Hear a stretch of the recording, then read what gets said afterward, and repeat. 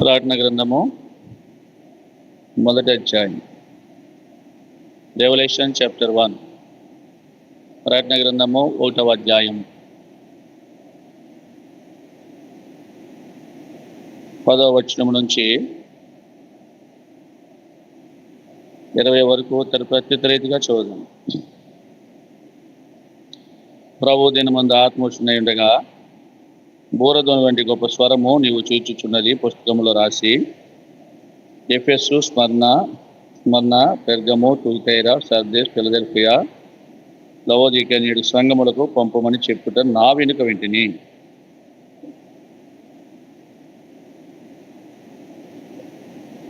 తిరుగగా 7 సువర్ణ దీపస్తంభములను, దీపస్తంభముల మధ్య మనుష్య కుమారుని పోలిన ఒకరిని చూచి తిని, ఆయన తన పాదముల మట్టినకు దిగుచున్న వస్త్రము ధరించుకుని రొమ్మున బంగారు దట్టి కట్టుకుని ఉండెను.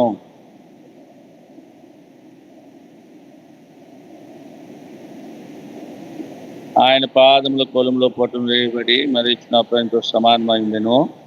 ఆయన కంఠస్వరం విస్తార జల ప్రవాహంలో ధ్వని వలి ఉండెను.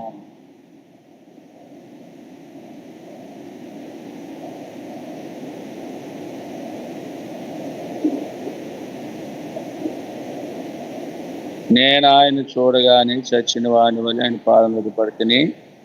ఆయన తన కుడి చేతి నా మీద నుంచి నాతో ఎట్లా నేను భయపడకుము,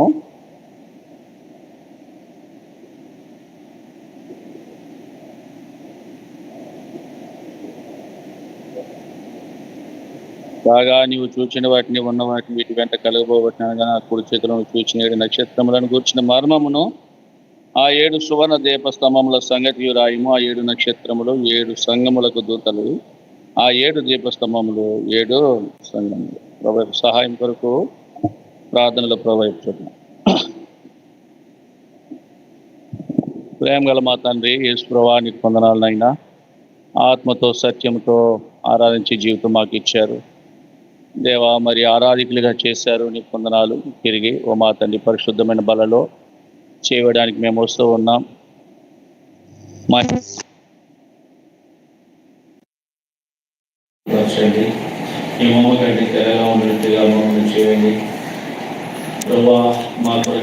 రాబోతున్నారు ఆర్భాటముతో, ప్రధాన దూత బోరు శబ్దముతో, మహిమతో, వెలుగుతో, శక్తితో, బోరధ్వనితో భూమి మీద రాబోతున్నారు. ఆదిమ్యకు మహిమలో చేర్చుకోండి ప్రభా. మరి ఏ విధముగా నీ బలలో మేము వేయాలి అనేది మాకు మేము పరీక్షించుకున్న వారమే చేయడానికి సహాయపడుతురండి మీరు దేవా. మరి నీ ప్రజలు కూడా దీని యొక్క మాటలు విని నిర్లక్ష్యంగా ఉండకుండా, ఆనాడు మనలో గొప్ప ప్రవక్త బయలుదేరున్నాడని భయాక్రాంతులై నేను మహింపరిచారు దేవా. నిజమే భయభక్తులతో జీవించుటే ఇది మూలమని చెప్తూ వచ్చావు.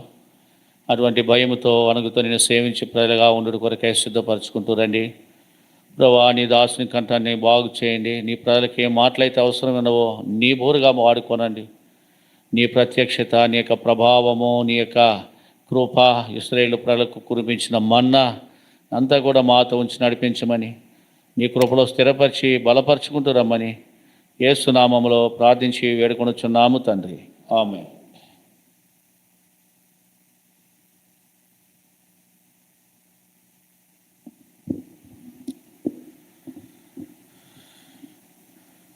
మనము కొన్ని వారాలుగా ఈ ప్రకటన గ్రంథాన్ని మరి కొన్ని వచనాలు ధ్యానం చేస్తూ వస్తున్నాం.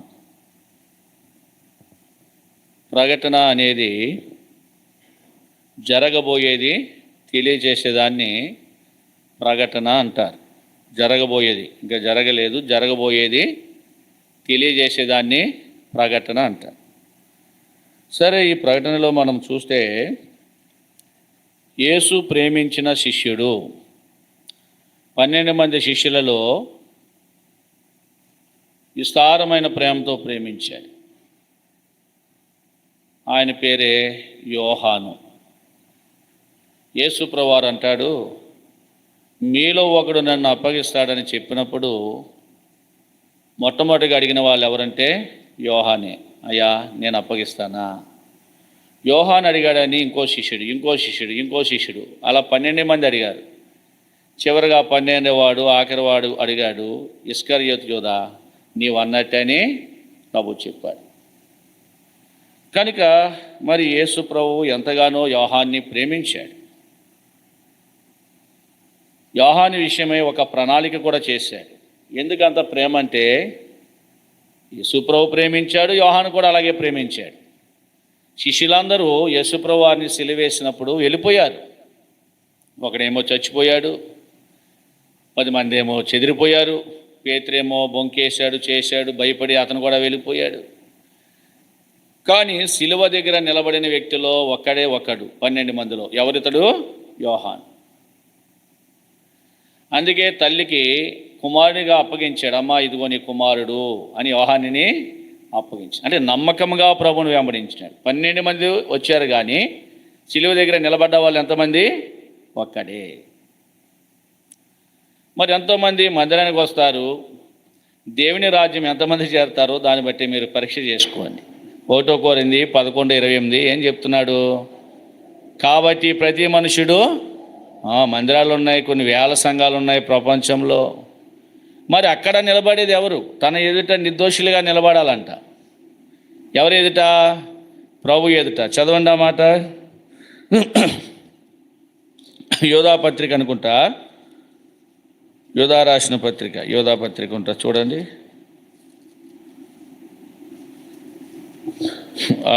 ఒక అధ్యాయం ఉంటుంది, అది ప్రకటన గ్రంథం ముందు ఉంటుంది. 24వ వచనం, మొదటి అధ్యాయం 24. తొట్టిల్లకుండా మిమ్మల్ని కాపాడుటకును తన మహిమ ఎదుట ఆనందముతో మేము నిర్దోషులుగా నిలువబెట్టుటకును. చాలు. తన మహిమ ఎదుట ఆనందముతో మిమ్మల్ని నిర్దోషులుగా నిలబడా. ఎవరిదిట నిలబడాలా? దేవుని మహిమ ఎదుట, దేవుని ముందు. మహిమ, గ్లోరీ, ఆయనే గ్లోరీ గాడ్, మహిమ గల దేవుడు. అబ్రహాము మెసొపొతేమియాలో ఉన్నప్పుడు దేవుడు అబ్రహాంకి ఎలా ప్రత్యక్షమైనాడంటే మహిమగల దేవుడిగా ప్రత్యక్షమైనాడు. కనుక ఆ మహిమగల దేవుని ముందు ఎలా నిలబడాలి? నిర్దోషులుగా నిలబడాలి. సిలువ దగ్గర నిర్దోషిగా నిలబడ్డాడు యోహాను. అందుకే ఆయన సమాధి చేయబడి తిరిగి లేచిన తర్వాత పేతురు గారిని 3 పర్యాయాలు నీవు నన్ను ప్రేమించుచున్నావా అని అడిగినప్పుడు, ప్రభువా, మరి నేను ప్రేమిస్తున్నాను. 3వసారి నువ్వే ఎరుగుదు ప్రభు అని చెప్పినప్పుడు, అయితే నా గొర్రె పిల్లల మేపు, నా గొర్రె పిల్లల కాయి, నా గొర్రెలను మేపని 3 పర్యాయాలు కూడా దేవుడు పేతుని పరీక్షించుకుంటూ వచ్చాడు. అదంతా అయిపోయిన తర్వాత వెనక వస్తున్నాడు. ఎవరంటే యోహాను. ప్రభువా, మరి ఆయన సంగతి ఏంటని అడిగాడు. ఎవరు? పేతురు గారు. అడిగినప్పుడు, నేను వచ్చే వరకు అతడు ఉండటం నాకు ఇష్టమైతే అది నీకేంటి? కొంతమంది వాళ్ళ సంగతి వాళ్ళు చూసుకోరు. ఏంటంటే ఇతరుల సంగతి కూడా, అయ్యో నాకంటే ఎక్కువ ప్రజెంటేషన్ వస్తుందేమో, నాకంటే ఎక్కువ బహుమానం వస్తుందేమో, నాకంటే గొప్పవాడు అయిపోతాడేమో, ముందు తెలిసేసుకోవాలి వాళ్ళ గురించి. అలాగే పేతురు గారు కూడా ఏం చేశాడు? తెలుసుకున్నాడు. చదవండి, యోహాను రాసిన సువార్త, జాన్ గాస్పల్ చాప్టర్, చివరి అధ్యాయం 21.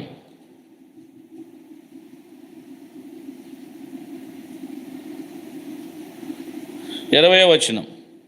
పేతురు వెనుకకు తిరిగి యేసు ప్రేమించిన వాడును భోజన పంతిని ఆయన రొమ్మును ఆనుకొని, ప్రభువా, నేను అప్పగించేవాడెవడని అడిగిన వాడునైన శిష్యుడు తమ వెంట వచ్చుట చూచెను.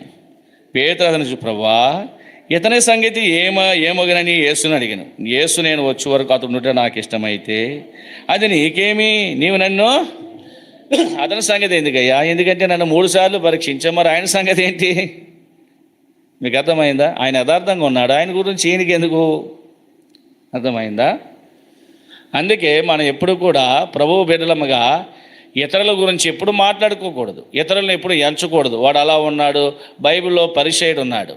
ఈ పరిసయ్యుడు ఏమనేవాడంటే, దేవునికి భాగాలు ఇచ్చేవాడు, బాగానే ఉంది. ప్రార్థన వారానికి 2 సార్లు ఉపవాసం ఉంటాడు. వారానికి ఎన్నిసార్లు? 2 సార్లు ఉపవాసం ఉండి దేవాలయంలో ప్రార్థన చేస్తాడో, బాగానే ఉంది, అన్నీ బాగానే ఉన్నాయి. కానీ ఏం చేస్తాడంటే, అతని ఎలాంటి అతిశయంతో కూడిన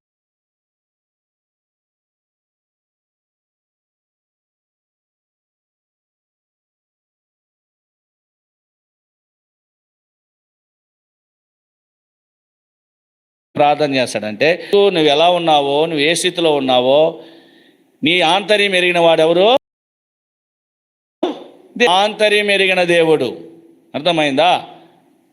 ఈ విధంగా మాట్లాడుతున్నాడు. కనుక దేవుని పిల్లలమ్మగా మనము కూడా అక్కడ అదే రాసినాడు. 1 కొరింథీ 11:28 ఏం రాసినాడు? కాబట్టి ప్రతి మనుషుడు తన్ను తానే నాకు నేను పరీక్ష చేసుకోవాలా, నీకు నీవు పరీక్ష చేసుకోవాలా. నీకు దేవుని రాజ్యం కావాలంటే, దేవుని దగ్గర నిలబడాలంటే, అర్థమైందా? నీకు నీవుగానే పరీక్ష చేసుకోవాలి. ఇప్పుడు పేతురు గారు ఎవరికొరకు ఎగ్జామినేషన్ చేస్తున్నాడో అతని సంగతి ఏంటి తండ్రి? ప్రభు వెంటనే ఏమన్నాడు? నేను వచ్చే వరకు అతడుండుట నాకు ఇష్టమైతే అది నీకేంటి చెప్పేశాడు. నీకేం అవసరం అది? వాళ్ళకి అర్థమైంది, దేవుడు వచ్చే వరకు అంటే ఇతడు చావడంట. దేవుడు వచ్చే వరకు చావడు. అందుకే మరి ఆయన చనిపోయి పాతి పెట్టబడి తిరిగి లేచి 40 దినాలుండి భూమి మీద బేతనీ వరకు వెళ్ళి వాళ్ళని ఆస్వాదించి పరలోకానికి ఆరోహణం అయిపోయినప్పుడు శిష్యులందరూ చూసినారు. యోహాను గారు కూడా చూసినాడు. పరలోకానికి ఆరోహణం అయిపోయినాడు. ఆరోహణం అయిపోయిన తర్వాత మరలా మానవ శరీరముతో నేరుగా ప్రభును చూసిన వాడు ఎవరంటే యోహాను మాత్రమే. మరలా చూశాడు. మిగిలిన శిష్యులు ఎవరో చూడలే. మీకు అర్థమైందండి? యేసు ప్రభు వారు పరలోకానికి ఆరోహణం అయిపోయిన తర్వాత మరల మానవ శరీరముతో దేవుని చూసిన వాడు ఎవరంటే యోహాను మాత్రమే. ఇంకెవరికి ఆ భాగ్యమో దక్కనే లేదు. ఎందుకంటే ఇక్కడ మనం చూస్తాము, చూడండి, యేసును గూర్చిన సాక్ష్యము నిమిత్తము 9వ వచనము, మీ ప్రకటన గ్రంథము 1వ అధ్యాయం 9వ వచనం, మీ సహోదరుడును యేసును బట్టి కలుగు శ్రమలోను రాజ్యములోను సహనములోను పాలివాడనునైనా యోహానను నేను దేవుని వాక్యము నిమిత్తమును యేసును గూర్చిన సాక్ష్యం పద్మసు ద్వీపమున పరవాసినైతిని. పద్మసు ద్వీపం వేశారు. యేసును గూర్చిన వాక్యము నిమిత్తం ఆయన గురించి సాక్ష్యం ఇస్తుంటే, ఆయన గురించి బోధిస్తుంటే ఆయన పట్టుకుపోయి ఎక్కడ వేసినారంట? సముద్ర దీవుల్లో వేసేసినారు. పద్మసు ద్వీపంలో వేసేసినారు. అయితే పద్మసు ద్వీపంలో ఆయన పరిస్థితి ఏంటి? ఎవరైనా ఉన్నారా? ఎవరూ లేరే, విడిచిపెట్టారు. చుట్టూ సముద్రాలు ఉన్నాయి, మధ్యలో దీవది, రావాలంటే రాలేడే.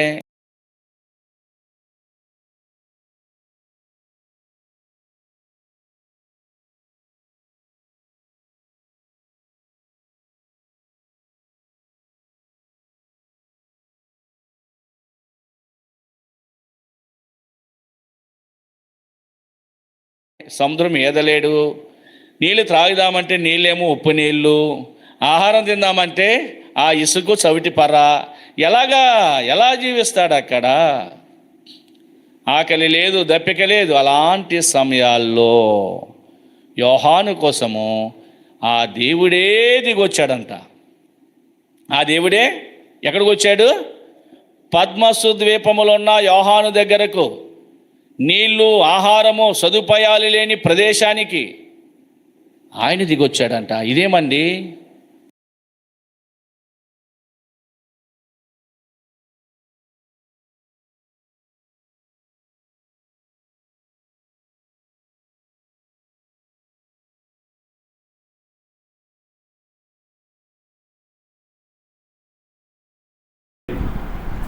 నువ్వు బాధపడితే ఆయన సంతోషించేవాడు కాదు.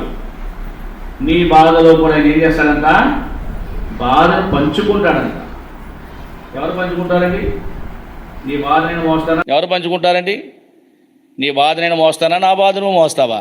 ఎవరు బాధలు అల్లే పడ అంటారు కదా, నీ కర్మరా బాబు, నీ బాధ నువ్వే పడంటావు. కానీ ఇక్కడ దేవుడు అలాంటోడు కాదే. దేవుడు ఎంత మంచివాడంటే, ఎవరైనా తన్ను ఆశ్రయించిన వారు బాధలో ఉంటే ఆయన కూడా బాధలోకి వచ్చేస్తాడంట. రాలేదా? శద్రకు, మేషకు, అబేద్నెగో అగ్నిగుండంలో వేయబడినప్పుడు ఆయన ఎక్కడికి వచ్చాడు? అగ్నిలోకి వచ్చాడు. దానియేలు సింహబోనులో వేయబడినప్పుడు దేవుడు ఎక్కడికి వచ్చినాడు? సింహబోనులో ఉన్నాడు. అలాగే ఆ యోనా సముద్రం యొక్క మత్స్యము కడుపులోకి అంటే మింగుతున్నప్పుడు, సముద్రంలో పడేస్తున్నప్పుడు ఎక్కడున్నాడో? సముద్రంలో మత్స్యము దగ్గరికి వచ్చాడు. మీకు అర్థమైందా? అలాగే మరి ఇక్కడ యోహాను గారు పద్మసు ద్వీపంలో వేయబడినప్పుడు ఇవన్నీ శ్రమతో కూడినవే, సంతోషకరమైనవి కావు. అర్థమైందా? పద్మసు ద్వీపము శ్రమతో కూడినదే. ఆ ద్వీపంలోనికి ప్రభు వచ్చాడు. ఎవరైతే తను ఆశ్రయిస్తారో, ఎవరైతే ప్రభును ప్రభువుగా స్వీకరిస్తారో, ఎవరైతే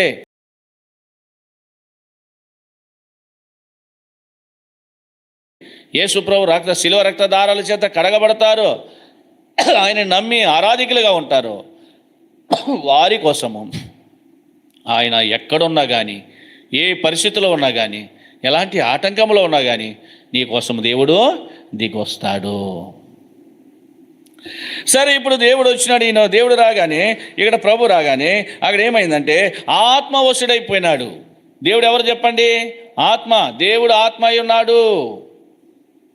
గాడ్ ఈజ్ స్పిరిట్. దేవుడు ఆత్మ. ఆత్మకు రక్త మాంసములు ఉండవు. ఆత్మకి ఏముండవండి?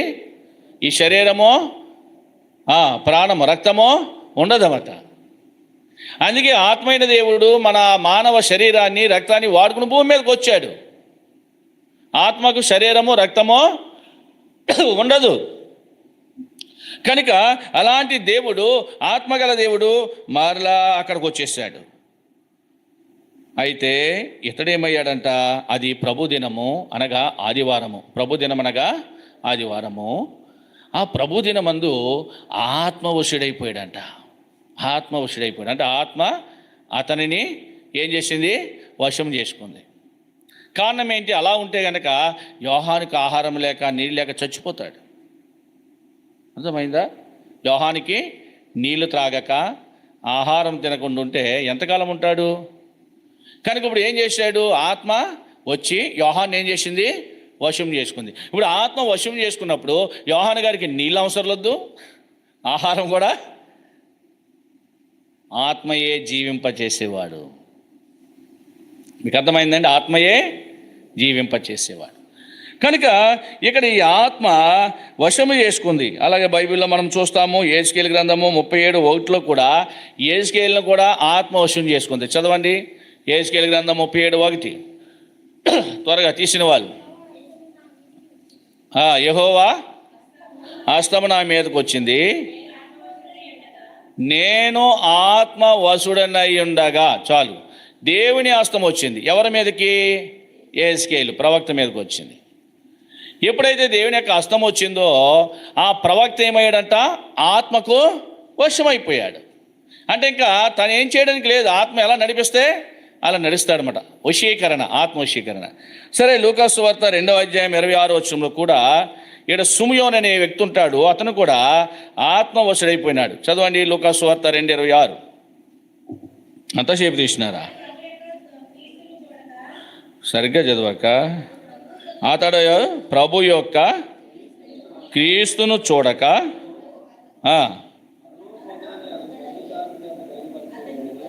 పరిశుద్ధాత్మ చేత బయలుపరచబడ్డది. అతడు ఆత్మవశుడై అతడు దేవాలయంలోనికి వచ్చాను. ఇక్కడ ఎక్కడికి వచ్చినాడంటే ఆత్మవశుడై సుమయోను ఎక్కడికి వచ్చినాడు?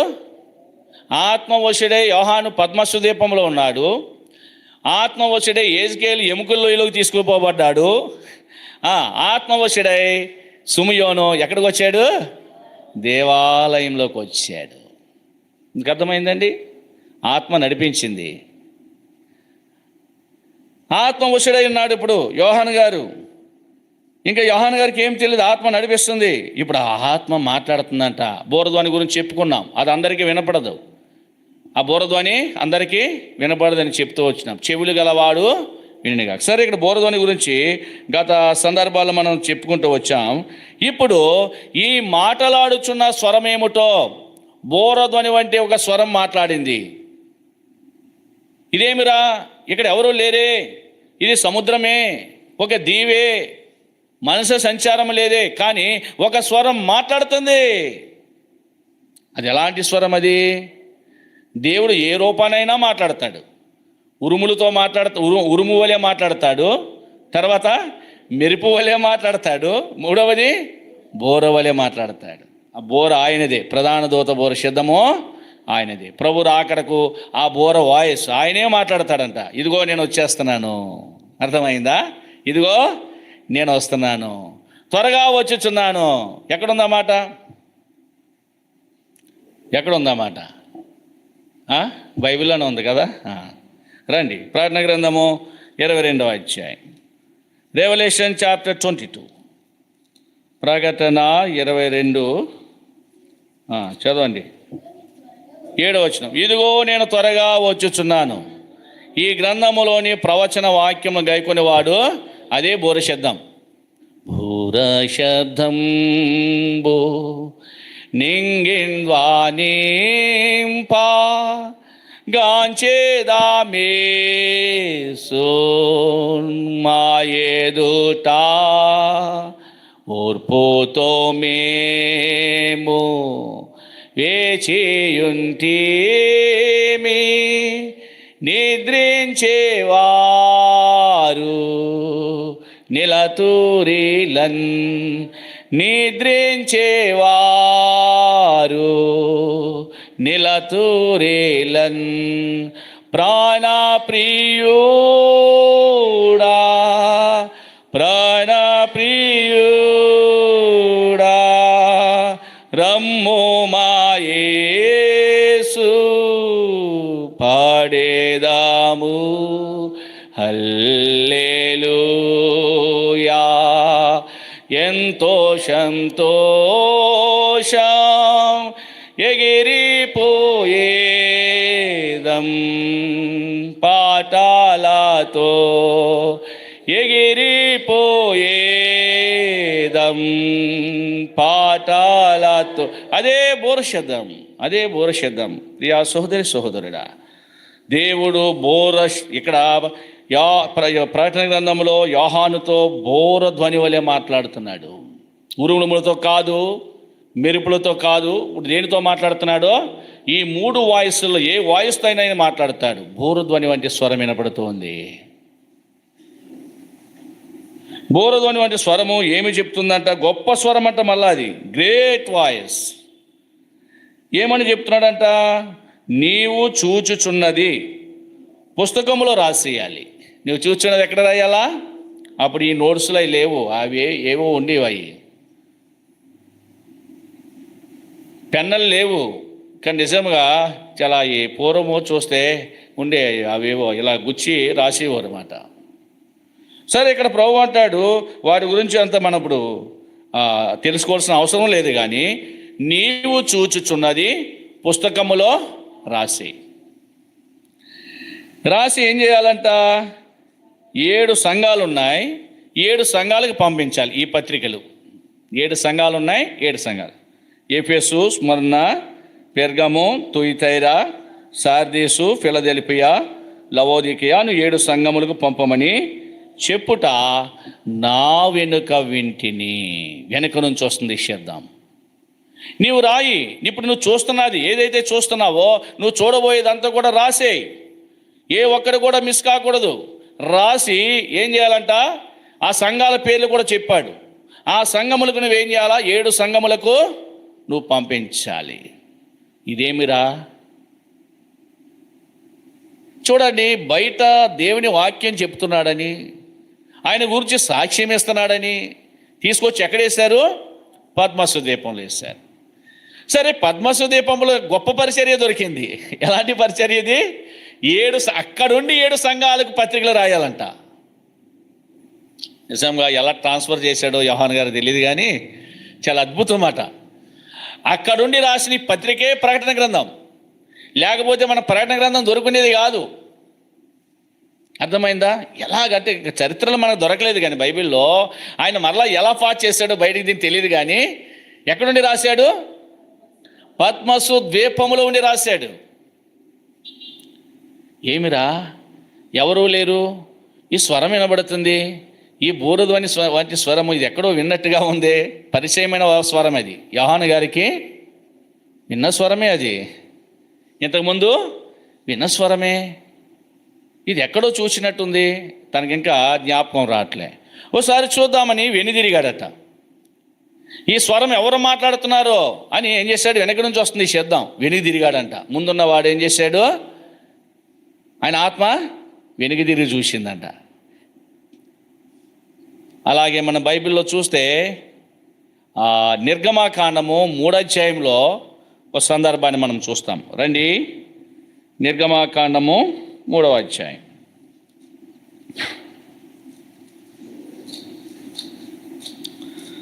నిర్గమాకాండము 3వ అధ్యాయంలో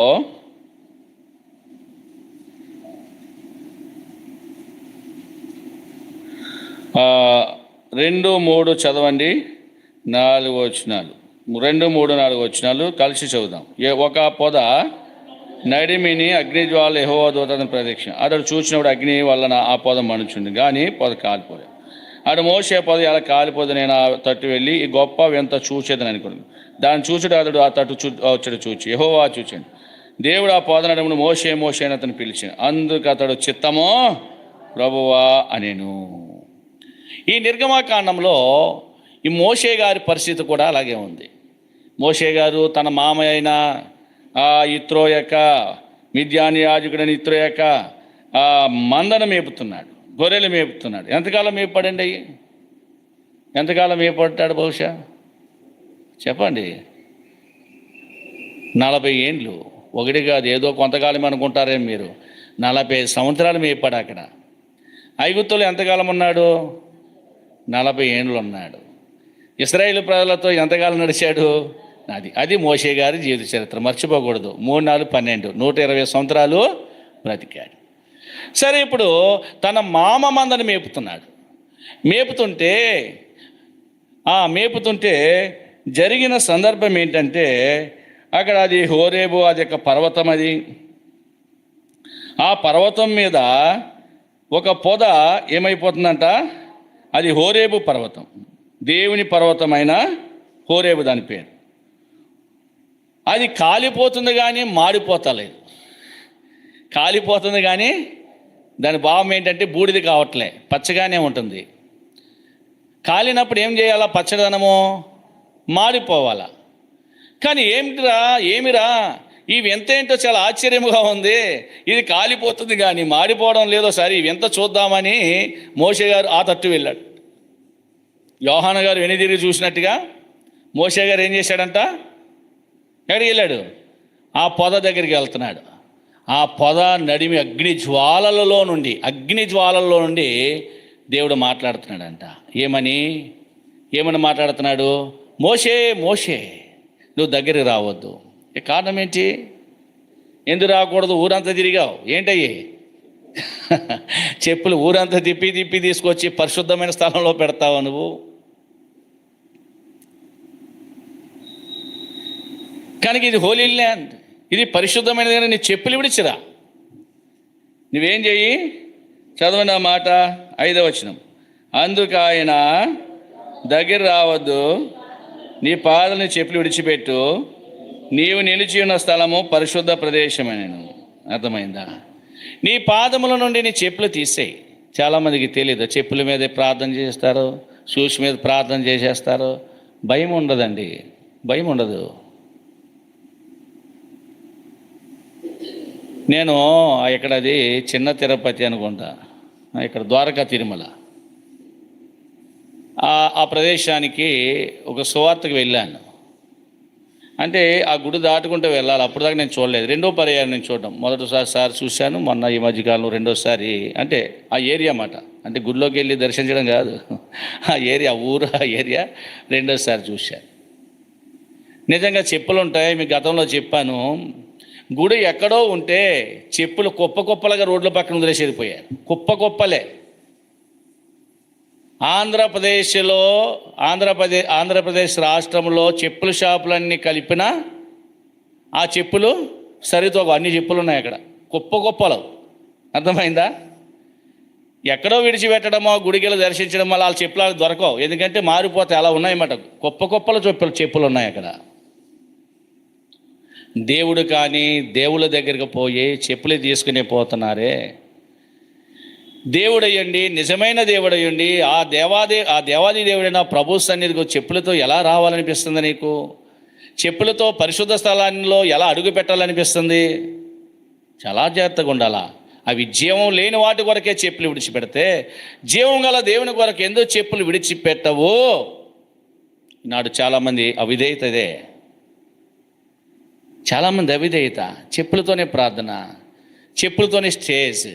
అర్థమైందా? అందుకే అన్నాడు, మిమ్మును బట్టి నా నామము అన్యజనుల మధ్య దూషించబడతాను. సరే, ఇప్పుడు చెప్పుల గురించి కాదు, కానీ నీ చెప్పులు విడిచిపెట్టు. ఇది పరిశుద్ధమైన స్థలం. అగ్ని జ్వాలల మధ్యలో నుంచి దేవుడు మాట్లాడినాడు. ఎవరితో? కారణం ఏంటి? మోషే ఆ వింతను చూడడానికి ఆ పొద దగ్గరకు వెళ్ళినాడు గనక దేవుడు మాట్లాడాడు. ఎక్కడి నుంచి మాట్లాడినాడు? అగ్ని జ్వాలల నడుమ, మధ్యలో నుంచి, అగ్నిలో నుంచి మాట్లాడినాడు. సేమ్ అలాగే యోహాను గారి పరిస్థితి కూడా అలాగే ఉంది. ఇక్కడ ఏం చేశాడండి? తిరగగానే 7 సువర్ణ దీపస్తంభములు ఉన్నాయి. ఆ దీపస్తంభముల మధ్యను మనుష్య కుమారుని పోలిన యోకని చూచి తిని అంటాడు. ఏమిరా ఈ వాయిస్? ఇది బోరధ్వని వలె వస్తుంది. ఇది ఎక్కడో నేను విన్న పరిచయమైన వాయిస్ లాగుంది. ఎందుకంటే 3.5 సంవత్సరాలు ప్రభుత్వం ఉన్నాడు కదా, ఎందుకు గుర్తుపట్టలేడు? అసలు ఏంటి స్వరము? వెనుదిరిగాడు. తిరిగి చూచాడు. చూడగా 7 బంగారపు దీపాలు ఉన్నాయంట. వెలుగుతూ ఉన్నాయి, అవి ఆరిపోలేదు. అది కూడా గుర్తుపెట్టుకోండి. 7 బంగారపు దీప స్తంభాలేనంట. మరలా జ్వాలలు వెలుగుతున్నాయంట.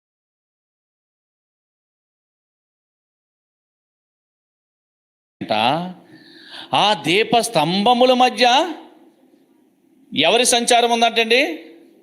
ఎవరి సంచారమో? దీపాలు వెలుగుతున్నాయా, ఆరిపోయినాయా? ఎలిగే దీపాల మధ్య ఉన్నది మనుష్య కుమారుని సంచారము. జాగ్రత్త. 7 దీప స్తంభములు అతడు చూడగలుగుతూ వచ్చాడు. అవి ఎలాంటివి? అవి బంగారముతో చేయబడిన స్తంభాలు. అవి రోల్డ్ గోల్డ్ కాదు, ఒరిజినల్ గోల్డ్. అది నిజంగా వాటి మధ్య ఎవరు సంచారం చేస్తున్నారంట? ఎవరు? మనిషి కుమారుని పోలిన ఒకడు అని అతడు భ్రమపడుతున్నాడు అంతే. వాస్తవానికి మనిషి కుమారుడే. మీకు అర్థమైందా? మనిషి కుమారుని పోలిన ఒకడని కొంత భ్రమలో ఉన్నాడు అంతే అతడు. అంటే ప్రభు వెళ్ళిపోయాడు కదా, వస్తాడేంటి? అర్థమైందా? ఎందుకంటే పేతురు గారు మరలా చూశాడా? ఆయన్ని వెళ్ళిపోయిన ప్రభు మరలా చూశాడండి? చెప్పరండి, డౌటా? మీకేం డౌట్ ఉందా? శరీరంతో చూశాడా? వెళ్ళిపోయిన ప్రభుని మరలా చూడలేదు. మత్తయ్య గారు లేదు, మార్గారు చూడలేదు, లోకగారు చూడలేదు. ఉన్నవాడు ఒకడైనా ఎవరో యోహాను గారు. ఈయన పద్మాసి దీపంలో ఉన్నాడు, ఎలా చూస్తాడు? అందుకని ఏదో మనిషి కుమారుని పోలిన వాడంతే అనుకుంటున్నాడు అంతే. ఎందుకంటే వెళ్ళిపోయాడు కదా ఆయన.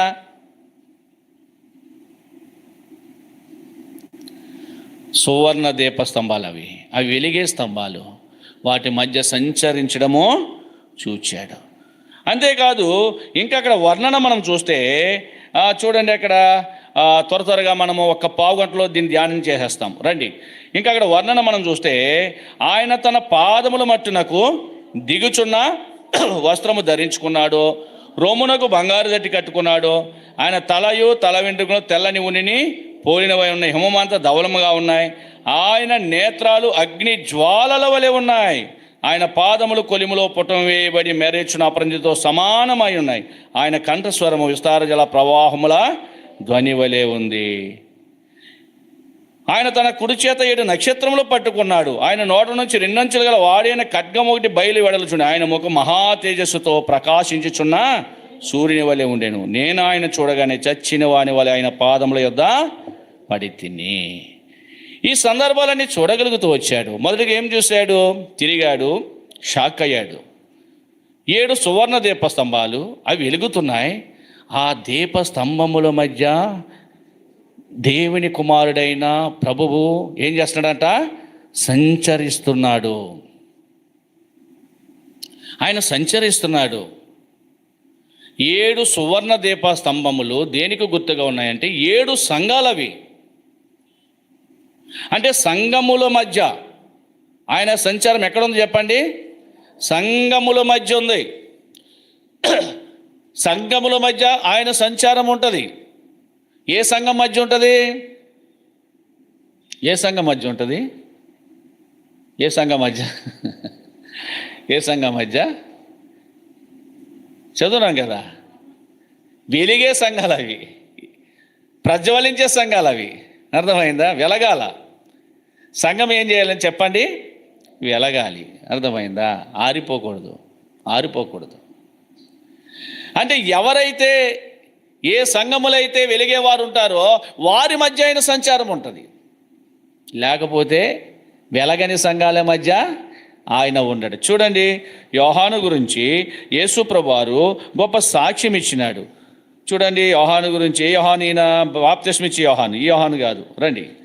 యోహాను గురించి యేసు ప్రభువారు సాక్ష్యం ఇచ్చినాడు. యోహాను సువార్త 5వ అధ్యాయం, జాన్ గాస్పల్ చాప్టర్ 5:35, 35వ వచనం.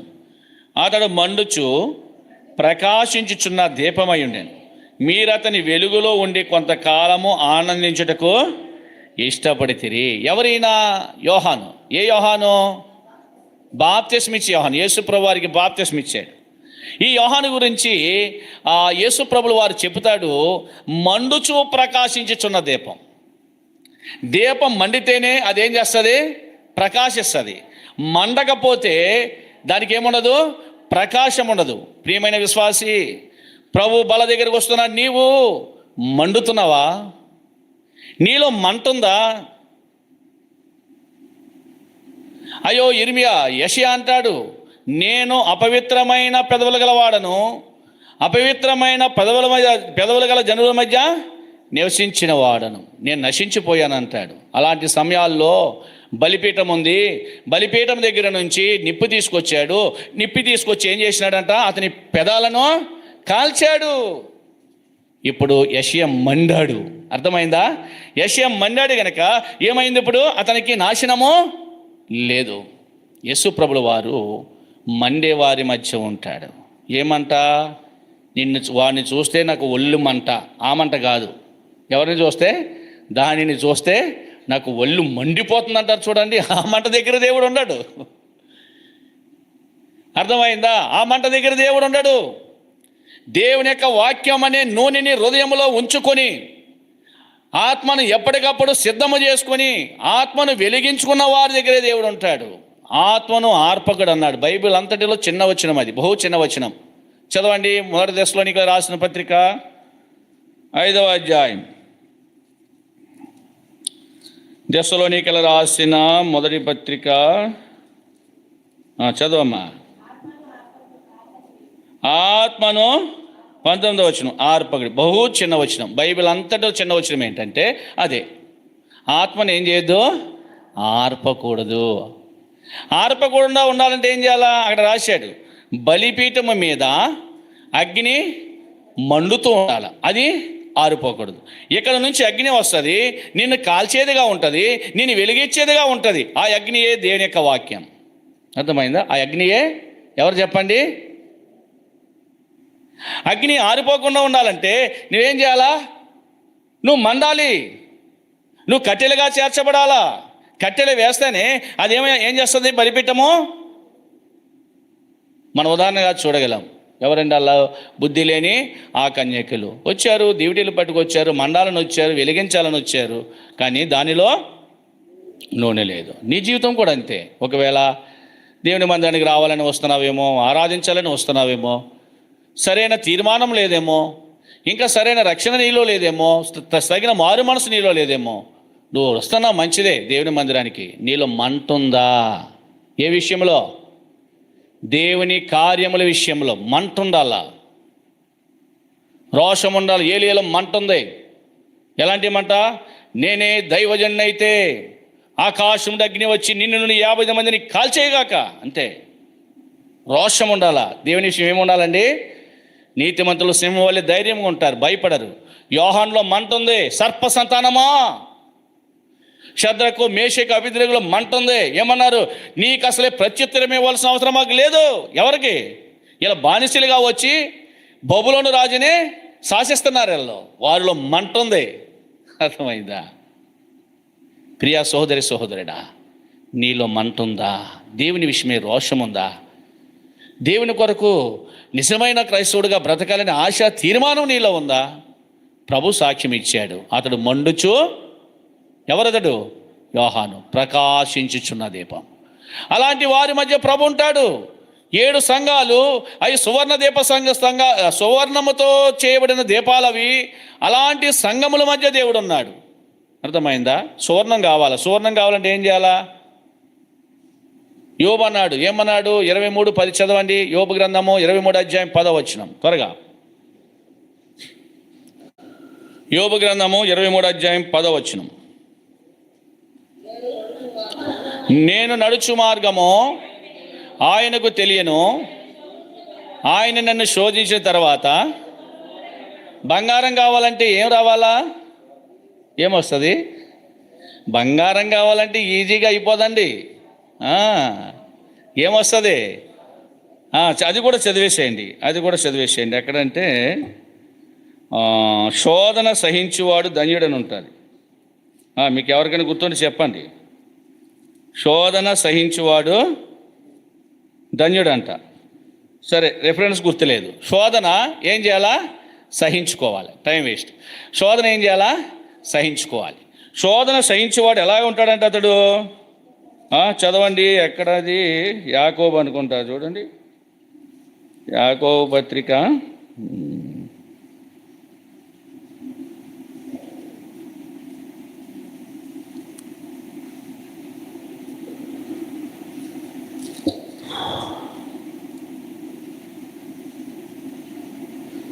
12వ వచనం, మొదటి అధ్యాయం 12వ వచనం చదవండి. శోధన సహించువాడు ధన్యుడు. చాలు. శోధన సహించేవాడు ఎలాంటి వాడంట? ధన్యుడు. అనేకమైన శోధనలు వస్తాయి, అనేకమైన ఇబ్బందులు వస్తాయి, అనేకమైన ఇరుకులు వస్తాయి. అలా వచ్చాయని దేవుని విడిచిపెట్టకూడదు. యోహాను విడిచిపెట్టాడా? భయంకరమైన శోధన గుండా పోయినాడు. పద్మస్తు దీపంలో వేయబడ్డాడు. అందుకే ప్రభు ఆయన దగ్గరికి వచ్చాడు. ఇప్పుడు యోహాను ఎవరు చెప్పండి? బంగారము. యోహాను ఏం చెప్పండి? బంగారపు దీపం అయిపోయాడు. మరి నీ జీవితంలో కూడా శోధన వచ్చింది, బాధ వచ్చింది, ఇబ్బంది వచ్చింది, కష్టం వచ్చింది, నష్టం వచ్చింది అని చెప్పి ప్రభువుని విడిచి దూరంగా పోతావా? నువ్వు ధన్యుడు కావు. శోధనలో కూడా దేవుని సన్నిధిలో నిలుచుంటే నువ్వేమవుతావు? ధన్యుడు అవుతావు. ఎలాంటి ధన్యత అంట? నువ్వు బంగారమే. ప్రభు చూస్తాడు, అయ్యో నా కుమారుడు లేక నా కుమార్తె, ఇన్ని శోధనలు. ఎలాంటి శోధనలు? యేసు ప్రభుని నమ్మితే నీకు రేషన్ ఇవ్వం. అయ్యో నిలబడ్డది నా కుమార్తె. యేసు ప్రభుని నమ్మితే కనుక నేను ఊరి నుండి వెళ్ళేస్తాం. నిలబడ్డది కుమార్తె. వస్తున్నాయి శ్రమకాలాలు. యేసు ప్రభుని నమ్మితే నీకు ఉద్యోగం ఉండదు. నిలబడ్డది ఎవరు? ఈ కుమార్తె. అర్థమైందా? దేవుని కొరకు చావన్నా చావాలే కానీ శోధనలో పడిపోకూడదు. శోధనలో పడిపోకుండా ఉండాలంటే ఏం చేయాలా? యేసుప్రభు వారి శిష్యులతో చెప్పాడు, మీరు శోధనలో ప్రవేశించుకున్నట్లు మెలకుగా ఉండి.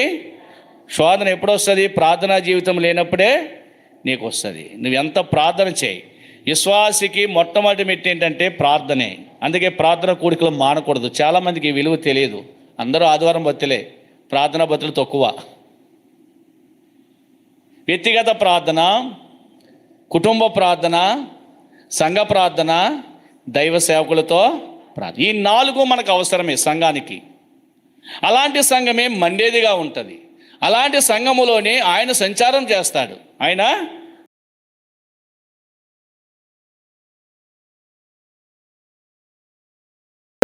బంగారం అయిపోయాడు. ఏమైపోయాడు చెప్పండి? యోబు జీవితమే బంగారం.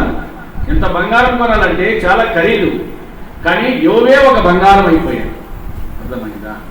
నీ జీవితంలో కూడా బంగారము లాంటి దీప స్తంభముల వలె ఉండాలని ఆత్మదేవుడు ఇష్టపడుతున్నాడు. సహించుకోగలవా? దేవుడి కొరకు నిలబడవా? యోహాను ఒక్కడే నిలబడ్డాడు కదా. యోహాను కోసం దేవుడు వచ్చినాడు కదా, నీకోసం ఎందుకు రాడు? దేవుడి కొరకు నిలబడవా? యోహాను ఒక్కడే నిలబడ్డాడు కదా, యోహాను కోసం దేవుడు వచ్చినాడు కదా, నీకోసం ఎందుకు రాడు? ఆనాడు ఉన్న దేవుడు ఈనాడు ఉన్నాడు. ఆయన మార్పు లేని దేవుడు, మార్పు చెందని దేవుడు. నీకోసం కూడా దేవుడు వస్తాడు. విడిచిపెట్టేవాడైనా కానే కాదు. నిజమైన దేవుడైనా, సత్యమైన దేవుడు, అద్భుతమైన దేవుడు, ఆశ్చర్యకరమైన కార్యాలు చేసే దేవుడు. ఆ సువర్ణ దీప స్తంభములను చూడగానే ఆశ్చర్యపోతూ వచ్చాడు.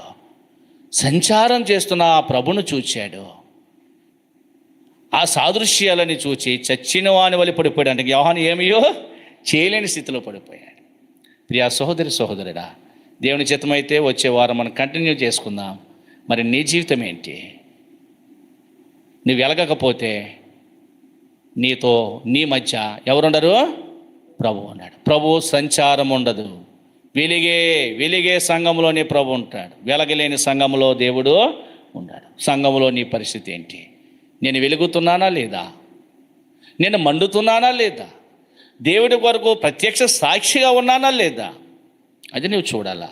నువ్వెంత విధేయత కలిగి, ఎంత ప్రేమ కలిగి, సంఘముతో సహవాసం కలిగి సంఘములో వర్ధిల్లుతూ ఉన్నావో నువ్వు తప్పనిసరిగా నువ్వేం చేస్తావు? వెలిగేవాడవుగానే ఉంటావు. సంఘానికి వెలుపల ఉంటే నీ జీవితము చీకటి అయిపోతుంది, అంధకారం అయిపోతుంది. ప్రభు రాబోతున్నాడు. ఎవరి ఊపిరి ఇప్పుడు ఆగిపోతుందో తెలియదు. నీ కంఠంలో ప్రాణం ఉండగానే, నీలో జీవం ఉండగానే పరీక్ష చేసుకో. ఏంటి పరీక్ష? నేను వెలుగుతున్నానా లేదా? అంతే. నువ్వు వెలగాలనే వచ్చావు, కానీ వెలుగుతున్నావా లేదా అనేది నీకే తెలుసు. అది మండాలి. వెలగాలంటే ఏముండాలా? వాక్యం ఉండాలా. ఊరికినే ఎలగదు దీపము. అర్థమైందా? వాక్యము వినాలి, దాన్ని గైకొనాలి, దాని ప్రకారము నడవాలి. అంతేగాని ఊరికినే వెలిగిపోద్ది అనుకుంటారేమో. వినాలి, విన్న వాక్య ప్రకారము దాన్ని గైకొనాలి, అవలంబించాలి, దాని ప్రకారం జీవించాలి. మూడవది, దాని ప్రకారము నడుచుకోవాలి. నీ నడక బాగోవాలి. అప్పుడే నువ్వు వెలిగే దీపముగా ఉంటావు. నీ మధ్య దేవుడు సంచారం చేస్తాడు. ఇలాంటి దృశ్యాన్ని యోహాను గారు చూశాడు. కనుక మనం పరీక్షించుకుందాం. పరీక్షించుకున్న వారమై ఆ బలలో చేయనట్లుగా కూడి వచ్చిన ఆత్మదేవుడు మనకు సహాయపడిన గాక.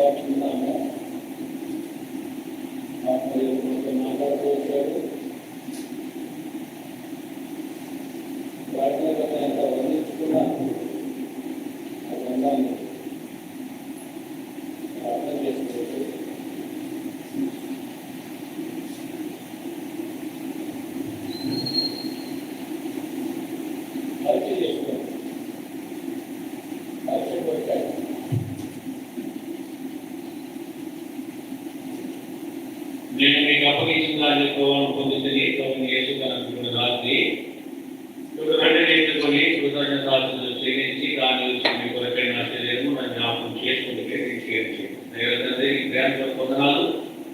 దేవా, మరి నిజమే సంఘములో సువర్ణ దీపం వలె మేము వెలగాలి. 7 సంఘములు సంపూర్ణమైన సంఘాలు మేము సంపూర్ణతలోనికి తీసుకుని రాబడాలి. వెలగకపోతే మాకు మోక్షభాగ్యం లేదు. దేవా, మీరు మాట్లాడుతూ వచ్చారు. దేవా, మరి ఎవరైతే వెలుగుతున్నారో వారు మాత్రమే అర్హులు. లేకపోతే అనాలోచనగా కానీ మాట్లాడి వాక్యానుసారంగా జీవించకుండా దాని ప్రభు బలంలో చేవేస్తే మీలో అనేకులు బలహీనులు, రోగులు చాలా మంది నిద్రిస్తున్నారని చెప్పాం. అలాంటి శోధనలో పడకుండా పరీక్షించబడిన వారై చేయడానికి సహాయపడుతున్నారు. దేవా, వాళ్ళని దీవించండి, చూపించండి. యేసు నామములో వేడుకుంటున్నాం.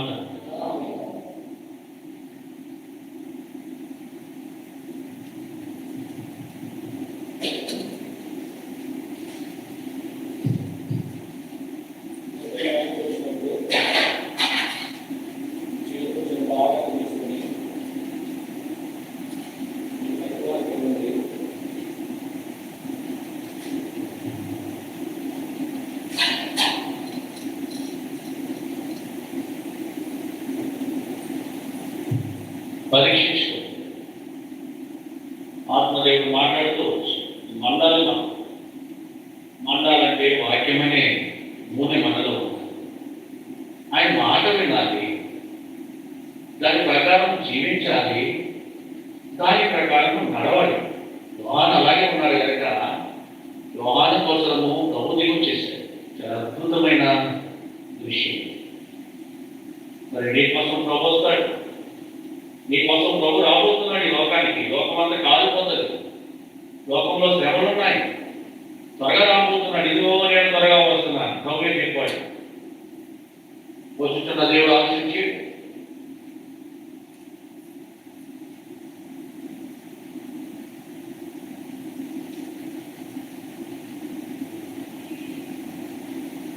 ఇంకా ఎవరికైనా వెళ్ళకపోయింటే మీ కుడి హస్తాన్ని కాంగ్రెస్ జిల్లా చూపించండి. రొట్టె వ్యాధులు తీసుకుని రాబోతుంది.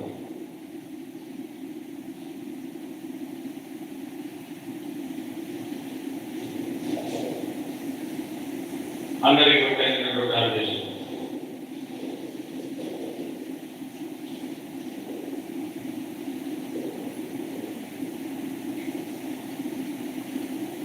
ఆ ప్రకారమే భోజనం పాత్రను ఎత్తుకుని, ఈ పాత్ర నా రక్తంలో ఆయన క్రొత్త నిబంధన, మీరు దీనిలో త్రాగినప్పుడు జ్ఞాపకం చేసుకుంటే దీన్ని చేయడం చెప్పి, ప్రభు శరీరం నివేచింపగా తిని త్రాగువాడు తన శిక్షా విధి కలిగితే తిని త్రాగుచున్నాడు. ఇందువల్లనే మీరు అనేక బలహీనులు రోగులై ఉన్నారు, చాలామంది నిద్రించున్నారు. అయితే మనల్ని మనమే విమర్శించుకునే ఎడల తీర్పు పొందకపోదు. దయగల తండ్రి, నీ ప్రేమ కొరకు వందనాలు. పాత్ర మరి రొట్టెలో ఏకీవించడానికి ఇచ్చిన కృప కొరకు వందనాలు. పాత్ర దగ్గరికి వెళ్తున్నాం, సహాయపడుతున్నాను. మమ్మల్ని కడగండి, శుద్ధీకరించండి. నీ ప్రేమ, మీ దయ, మీ వాత్సల్యతలు నిండారుగా దయచేయమని, కృపతో నింపమని యేసు ప్రభువారి పరిశుద్ధమైన నామములో ప్రార్థించి వేడుకుంటున్నాం తండ్రి. ఆమేన్.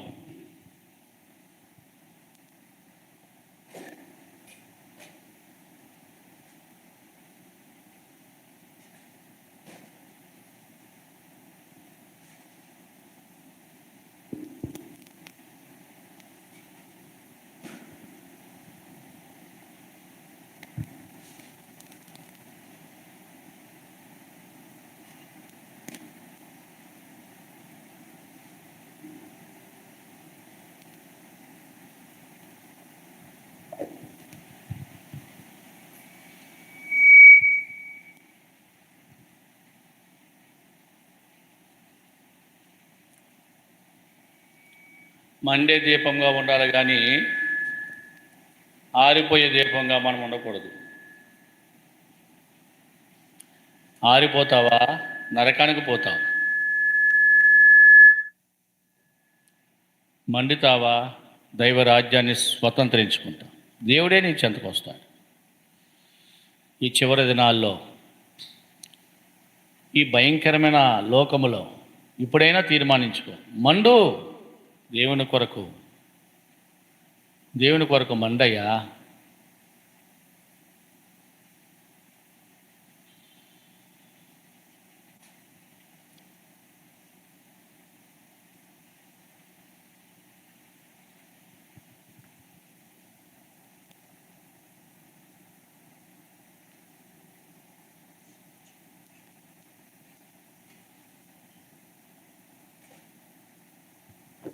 ఇంకా ఎవరికైనా పాత్ర అందకపోయి ఉంటే కుడి హస్తాన్ని కనబెట్లుగా చూపించాను.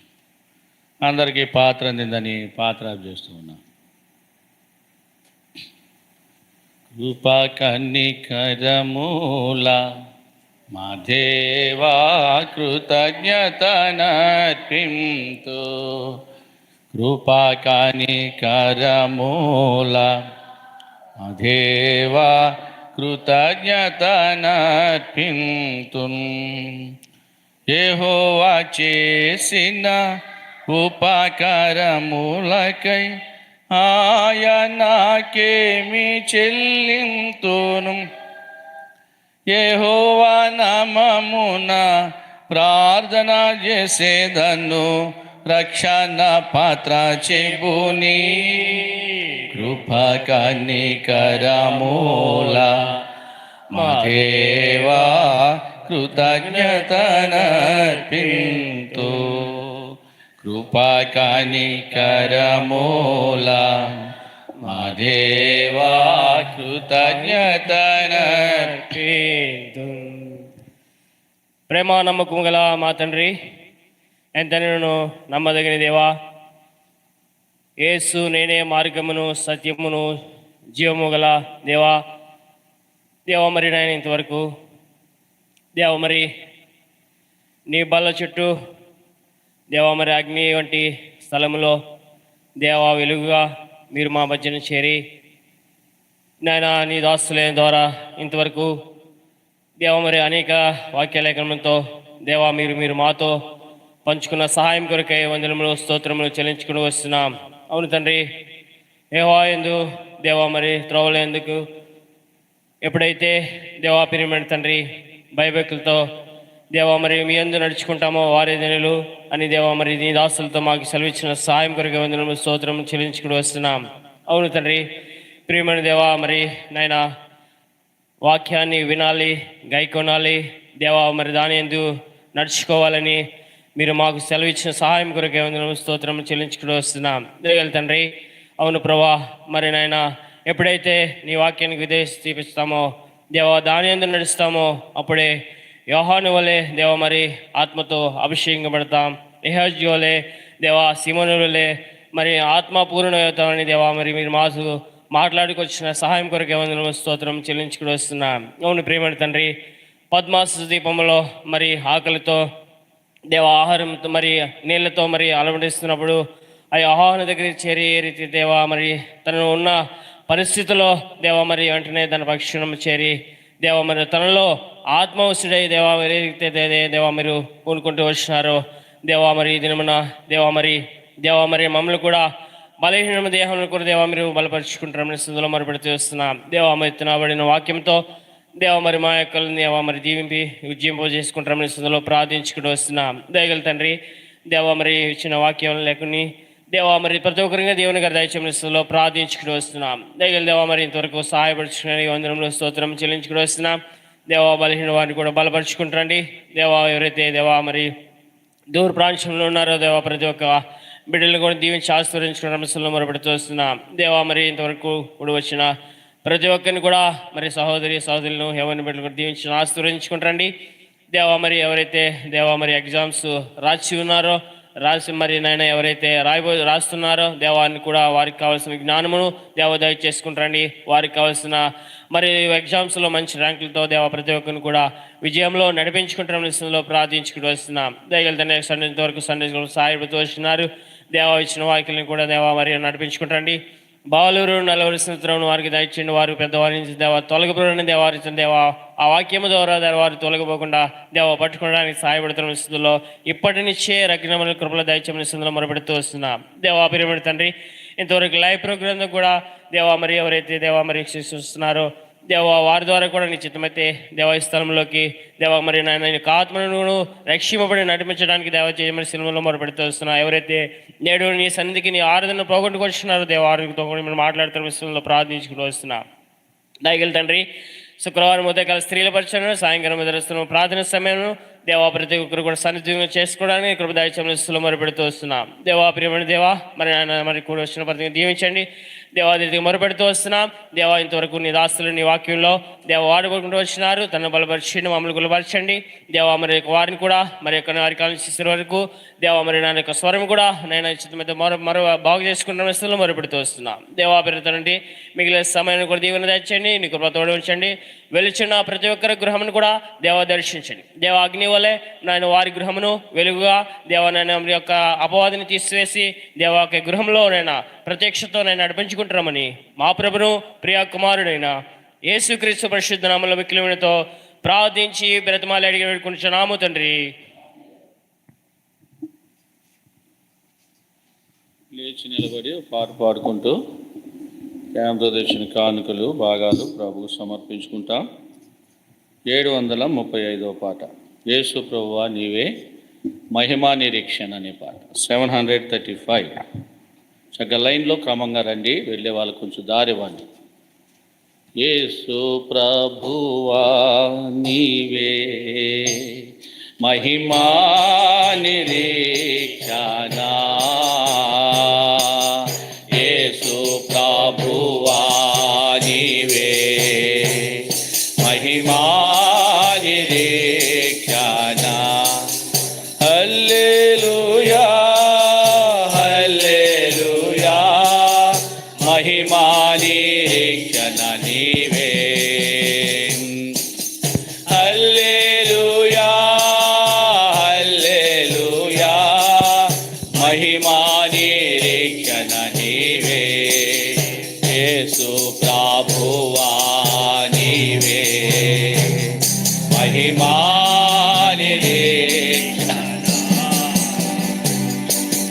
యేసు ప్రభువా నీవే మహిమా నిరీక్షణ.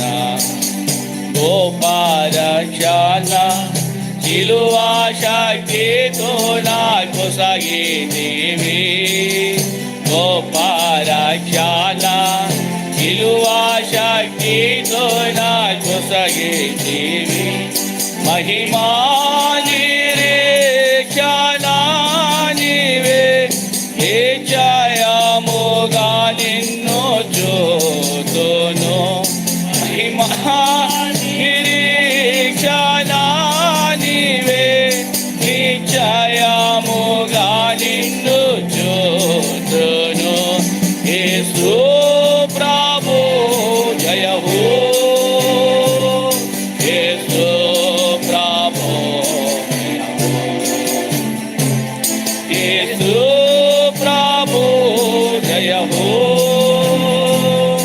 యేసు ప్రభు జయ హో.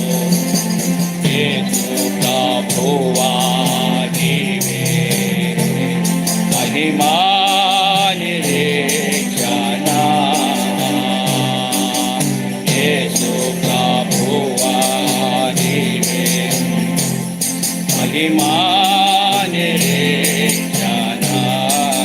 ప్రభువా మహిమాతో మరలా వద్దు నన్ను కొనిపోవా. ప్రభువా మహిమాతో మరలా వద్దు నన్ను కొనిపోవా. పరలోకమే నా దేశము మహిమలో నా చాటాను. పరలోకమే నా దేశము మహిమలో నా చాటాను. యేసు నీతో సదా. యేసు ప్రభు జయ హో. యేసు నీతో సదా. యేసు ప్రభు జయ హో. యేసు ప్రభువా నీవే మహిమా నిరీక్షణ. యేసు ప్రభువా నీవే మహిమా నిరీక్షణ. హల్లెలూయా హల్లెలూయా మహిమా నిరీక్షణ నీవే. హల్లెలూయా హల్లెలూయా మహిమా నిరీక్షణ నీవే. యేసు ప్రభువా నీవే మహిమా నిరీక్షణ. యేసు ప్రభువా నీవే మహిమా నిరీక్షణ. కూర్చోండి, దయచేసి కూర్చోనండి.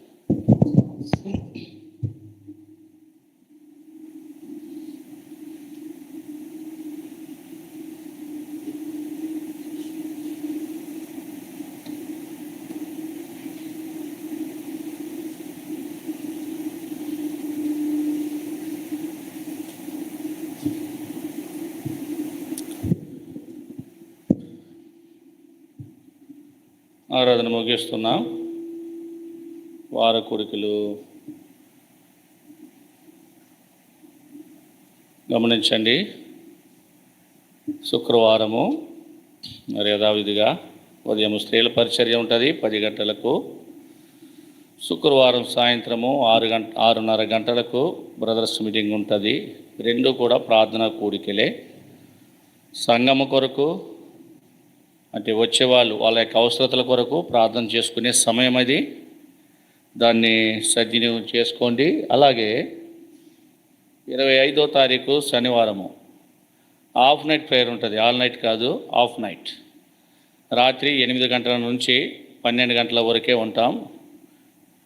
శనివారము హాఫ్ నైట్ ప్రేయర్ ఉంటుంది, ఎందుకంటే కొంత వేడి ఎక్కువగా ఉంటుంది. దాని గురించి ఈ నెల మరి హాఫ్ నైట్ చేసాం కనుక అందరూ వచ్చి ఆ యొక్క ప్రార్థన కూడికలో పాలు పంపులు పొందండి. తిరిగి 9:30 గంటలకి ఆరాధన ఉంటుంది.